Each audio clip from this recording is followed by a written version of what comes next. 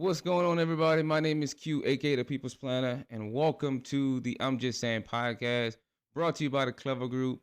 Think of this podcast as a blend of your favorite late night conversations, where every Wednesday I'm going to bring you my unfiltered perspectives around all the challenges that we face as a young generation, from life, pop culture, to of course money, right? And even address a lot of the issues that you probably scared to talk about. I'm just saying. If you think you're ready for that, let's be clever.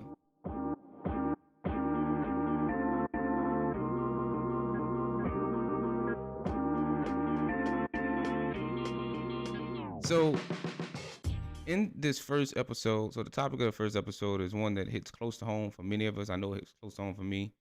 And it's really the challenges and the struggles and the hidden costs of being a Henry. And no, I'm not talking about your crazy Uncle Henry, right? But Henry stands for high earners who are not rich yet, right? So that's the acronym for it in the business world. And to define who those folks are, it's basically if you're pulling in a decent paycheck, but you haven't quite hit that, cock your feet up, let's walk on the sand on the beach, or let's go buy a mansion level yet, then you probably fall into that Henry category. And these are typically your doctors, your lawyers, your business owners, your young entrepreneurs, athletes, actresses, actors, entertainers, whatever, fits that bill. But anybody that's bringing home that decent paycheck but hasn't hit those level yet, um, you might just be one. And in this world of Henrys, we face a lot of things that we struggle with that most folks just don't understand, right? And the main thing starting out is really like the pressure we have, like the lifestyle pressure, predominantly from family, friends, and just society in general. And a lot of it comes from us being taken advantage of in a lot of different ways.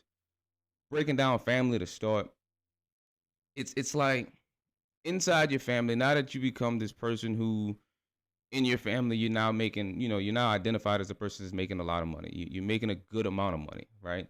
And I'm not talking about just your immediate family, like your child or your spouse, if you have a family like that. I'm talking about your entire family.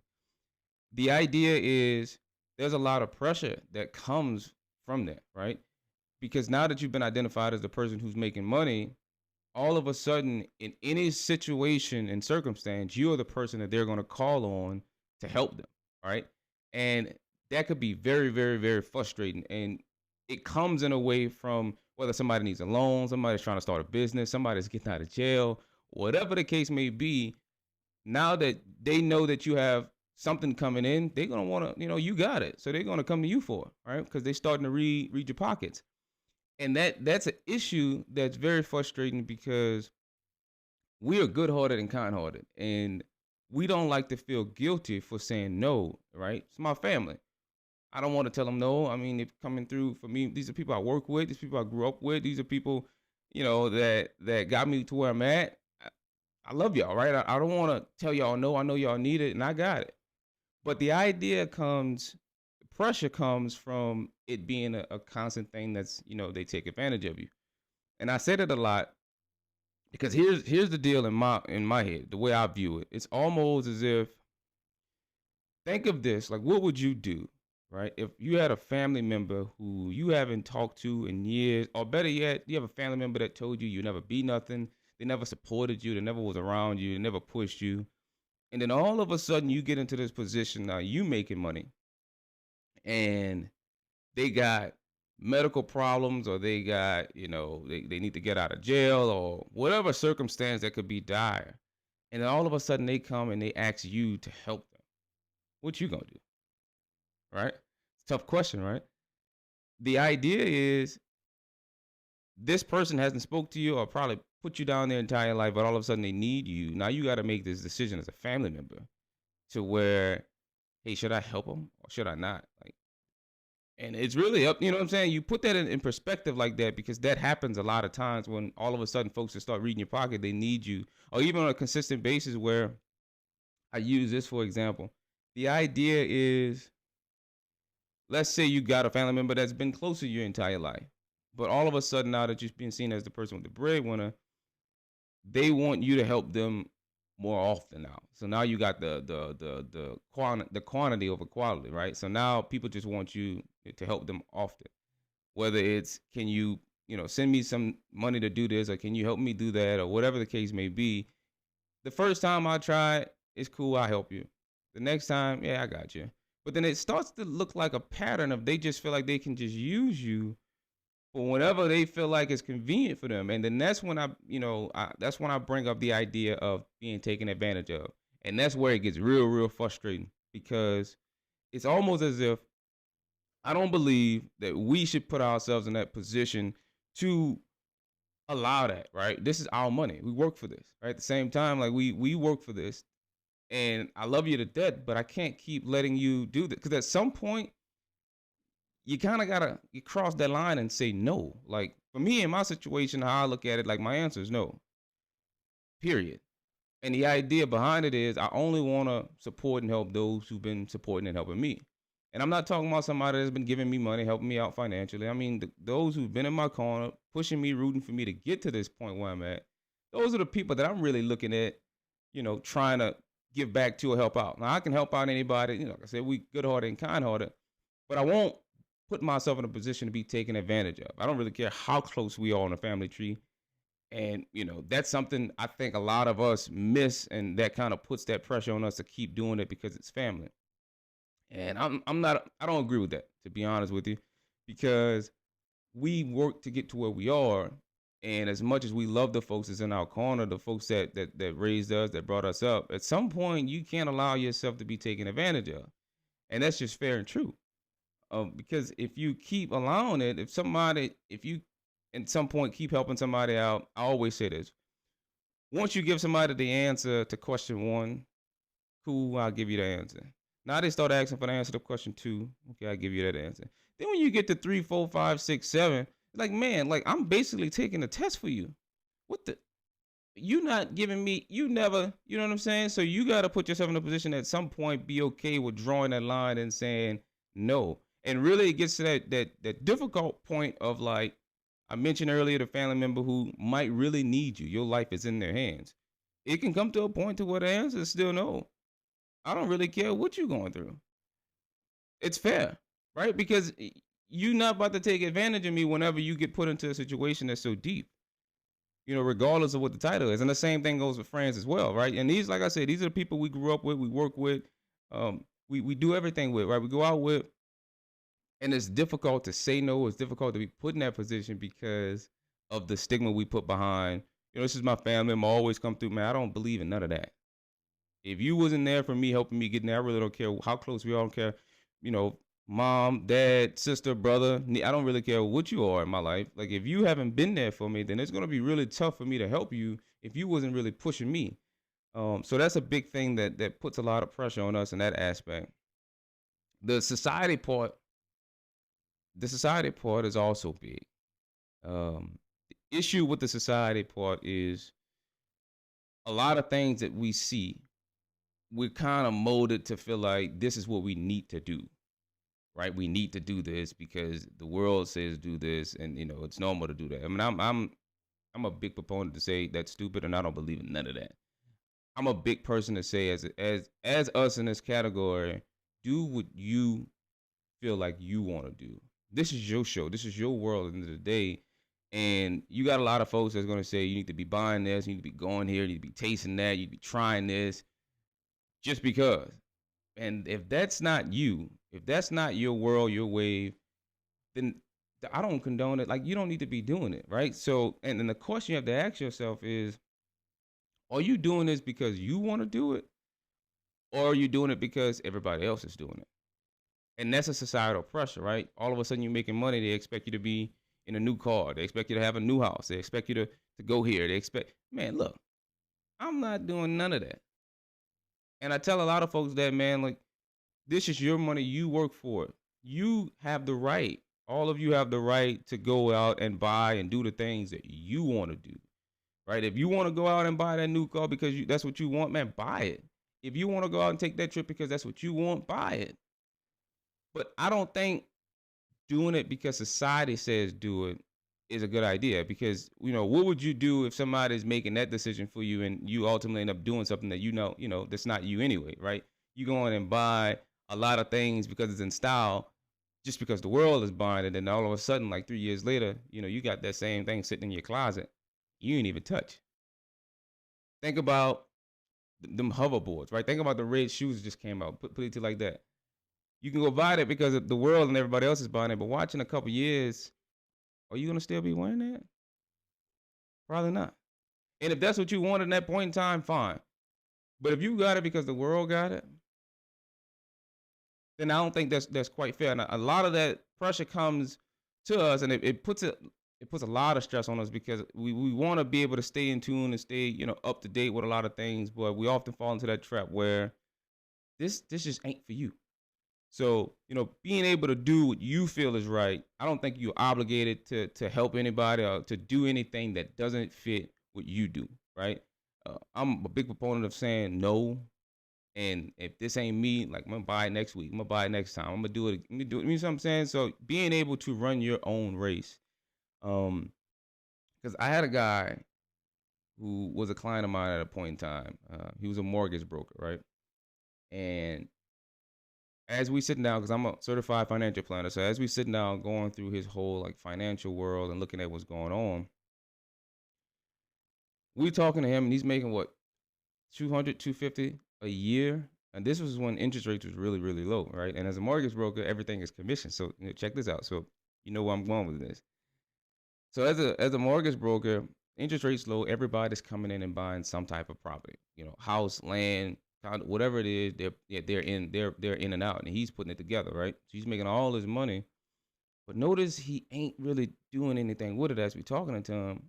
You can basically almost hear it in his voice. I don't want to say he was crying, but it sure did sound like it. Homeboy was like, really, you can feel the pressure on him because interest rates now started to jump up, and he had made all his money, and he ain't gonna be making the same money this year. And then now nobody's coming in and doing this, and he ain't even putting nothing aside, right? I think he only had about 10 grand to his name, 20 grand to his name. And then you often forget a lot of the responsibilities around that because now you're trying to plan for something with a lifestyle you was living, and then all of a sudden you can't keep up with it. So understanding that pressure that comes with that, man, it's big and it's real, especially for that doctor lawyer world, because oftentimes, doctoritis is a syndrome I've heard before. Listening to Dave Ramsey, it's like as a doctor, as a lawyer, you defer a lot, right? So finally putting yourself in a position to get the things you've been wanting your whole time, all of a sudden, man, you forget you got student loans to pay back, right? And that goes into that deferred gratification conversation. So a lot of times you got deferred gratification versus bad advice. And you got folks, and talked about this with social media, you got folks who you get on TikTok, get on Instagram, and you got all these gurus out here that's going to tell you to do this with your money, or do this, buy that, try this, go here.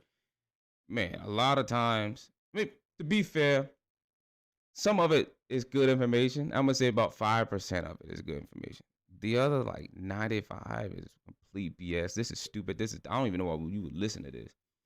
And the idea behind it is it's just all a facade to make you appear to be somebody you're really not.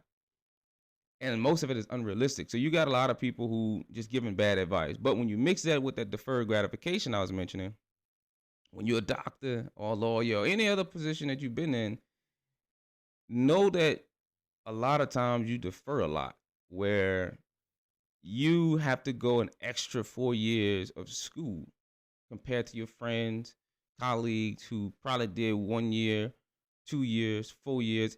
Even if they did a year of school, they're already making their money, right? But you have to go through residency for 4 more years, and you're making 30 grand, and you're making whatever, basically nothing. And the idea is all of the things that you've been wanting, you see your friends getting, you finally, like, you get this money. Now you get your paycheck, your first check, your first salary, you got 150, 200, 250, depending on your specialization and whatever you're doing. And same thing goes for athletes. In this same criteria, the same idea, that deferred gratification, now you want to go and catch up, right? You want to go and catch up to the world. Now you got this money, you want to go do the things you've been dreading to do. But the issue is, most of the time, especially for doctors and lawyers, when you forget, you owe Sally Mae $200, $300, $400,000. You got to pay that back. That ain't going nowhere.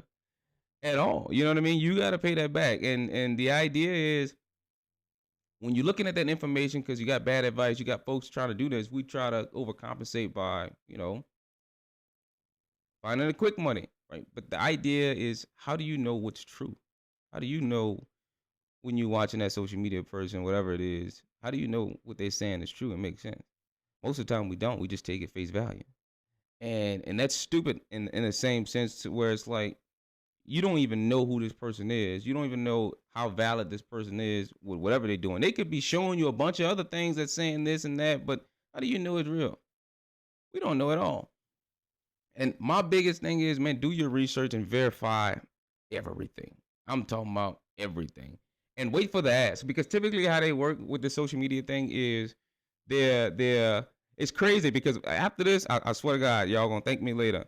Whenever you watching somebody on any social media that's giving some advice that say, sign up for my free course or buy my free book or anything like that, watch what they're doing. Like watch for the ask. The way it works is that whatever they're giving you is probably free.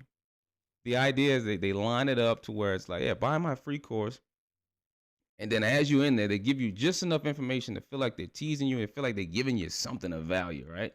But then at the end of it, it's going to be something like, if you think you like this, then sign up for my conference or webinar or whatever it is. And they're going to put $199 or $299 right here. And then in the X in the background is going to be like $999 to make it seem like you're getting a big ass discount when you're really not. And the conference or whatever the hell they're putting together is probably something that's watered down and you could have just Googled it. And that's how they make their money because they attack the ones that are trying to catch up. They're trying to keep up. They're trying to like multiply. And it's all a facade, right? And no harm, shout out to them for doing that. Like, I understand business people could be in a business owner myself. I understand and I respect where they're coming from. I just don't condone when you're taking advantage of people from a vulnerable standpoint. These, people that don't have no idea what's going on, being able to take advantage of them, man, that bothers me. Like, that's where that line gets crossed because at least let them know what you're up to so that way they can respect it. The idea, though, is a lot of times watch for the ask. Whenever you see that, I guarantee you an ask is coming. And a lot of folks who, they're trying to catch up, they're desperate, they're trying to find ways to flip money and do whatever they need to do in the short term. That's when it comes in that. And, whenever you put yourself in that position, you become vulnerable, especially lack of planning that comes in that.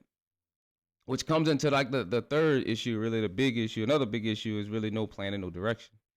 So without a clear roadmap, let me tell you this. Without a clear roadmap, you will have a lot of missed opportunities, countless mistakes, and just a bunch of unnecessary stress. And I'm going to say this again. Without a roadmap, you will have a bunch of missed opportunities, missed mistakes, and countless amounts of stress, right? Here's why. Imagine you are throwing rocks in the ocean. You have no idea what you're aiming at. So how do you know when you've hit the target? And a lot of times when you don't have any destination in mind, like where are you trying to get to? What are you working for? What's the milestone?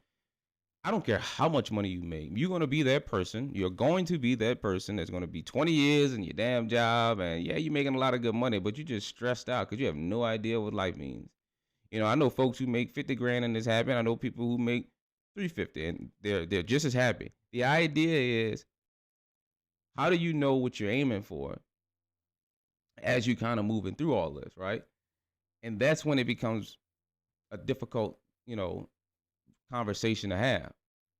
Athletes is big on this because athletes make a lot of money, but you see a lot of them go broke. The reason is because they don't really know what the hell they targeting, right? They just out there doing what they do. And a lot of folks are like that. That's not athletes, but a lot of regular folks. And that's why I put myself in a position to say, man, driving without a map is, think about it. You're driving somewhere, you don't know where you're going, you don't know where the end goes. You're just driving. At some point, you're going to run out of gas. At some point, you're just driving around. You don't know which street you're taking. You don't know what street you're on. So being able to identify what the hell you're targeting, I think is important for you to navigate through being, in this position as a Henry. You know what I mean? And to top that off, you got to understand the idea that nobody, not a soul, I'm talking about nobody. You mean nobody is coming to save you. I'm just saying, nobody's coming to save you in a sense. So what are you going to do if nobody's come and save you? You don't have this idea, you don't know what the hell you up to. And that's when the conversation comes from, like, building your team out, being surrounded by the right folks, and talk to experts in whatever field you're trying to get into. And I stress this a lot. Being a financial planner, using that for example, if you got financial situations and concerns and questions, talk to somebody in the finance world that knows that, right? Same thing with real estate. If you're trying to get into the real estate, trying to do this, talk to somebody who's been doing this and has the knowledge behind it, to help you. From same thing from taxes and accounting. Like, talk to the right folks that you need to be talking to help you get where you're trying to go. Whether it's your therapist, whether it's your nutritionist, whatever it is, your strength coach, whoever you're using. Because here's my thing. I think it's relatively crazy and insane to just listen to the folks that either don't have the credibility behind it, don't have experience or knowledge, whatever the case. You're not listening to them because what they're saying is probably bored and simple, but you're listening to the social media folks who they make everything seem like it's hype and turned up, and you just want to go and be a part of the move in a way. But that's really like, yeah, no idea what the hell they doing. They probably actually broke it in you. You want me to be honest with you? So talking to the people, I got a friend who's a pharmacist, right? Let me break this down to you. I got a friend who's a pharmacist. It'll be stupid for me to go ask my other, homeboy, my other close friend, who's a damn electrician, for advice on medication that I take, right? I got ADHD. So I gotta, if I got a question about medicine, why the hell am I going to talk to him about what pills I should be taking? When I got a friend who's a pharmacist who actually does this and knows this, you know what I mean? That'll be stupid. So being able to surround yourself by the folks and identifying, where you're trying to get to and who you need to talk to get there, right? Being able to have them conversations, man, because there are a lot of folks that's willing to help. But the issue is, like, a lot of people, they put us in that position where we got a lot of pressure from an expectation standpoint, right? Because you're not, more money, more problems is a real thing. But when you finally get that paycheck, that deferred gratification kicks in, where when you finally get that paycheck, you will now start to listen to anybody that's going to help you catch up. And we can't do that. We got to be able to move strategic, right? Because this is your race, man. And a lot of times people get lost in the sauce. I know I go through it. I went through it at a point in time too, where you get lost in the sauce, trying to catch up, trying to keep up. You listen to anything that makes sense. But oftentimes, if you don't do your research and identify who's who, then you just as lost, man. And the saying I always live by is, you never really overwhelmed. You just disorganized. That's it. Just press pause. Sort things out, and then move your race. What they doing over here, you might not do. How long it took them to get here, it might not take you that long, or it might take you longer. Run your race. And the last thing, really, I'd say is a big issue that we go through is self-care. And I'm going to break this one down, because this one is big from a mental health standpoint. Chasing the bag often leads to you neglecting yourself. I'm going to say this again. Chasing the bag oftentimes leads to you neglecting yourself. And just like in the movies, it always turns out bad. Whether you're neglecting yourself, your family, you're neglecting your job, something you have to sacrifice something, right? So something gets sacrificed.